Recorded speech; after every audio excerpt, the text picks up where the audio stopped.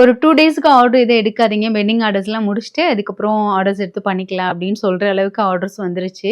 முன்னாடிலாம் order place பண்ணாங்கன்னா, 1/2 கேஜிக்குள்ள தான் ஆர்டர் பிளேஸ் பண்ணுவாங்க. இப்போ வர கஸ்டமர் எல்லாமே 1/2 கேஜி அபோவ் தான்.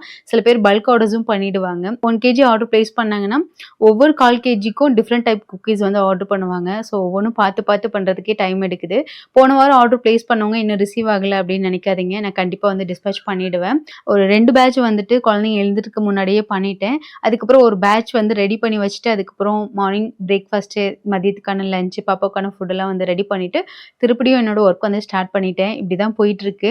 அப்புறம் ஆர்டர் பிளேஸ் பண்றவங்களுக்கு ஒரு ரெக்வெஸ்ட்டா சொல்றேன். நான் டிஸ்பேட்ச் பண்ணிட்டு உங்களுக்கு ட்ராக்கிங் நம்பர் சென்ட் பண்ணிட்டோம்னா, அத நீங்க ட்ராக் பண்ணி, நீங்க தான் பார்த்து உங்க கைக்கு வந்து சேர்த்துக்கணும். நான் ஒரு நாளைக்கு வந்து ஒரு 20 ஆர்டர்ஸ் வந்து டிஸ்பேட்ச் பண்ணுவேன். ஒவ்வொரு ஆர்டர்ஸும் நான் பார்த்துட்டு இருக்க முடியாது. நெக்ஸ்ட் பேட்ச் வந்து நான் பண்ற மாரி இருக்கும்.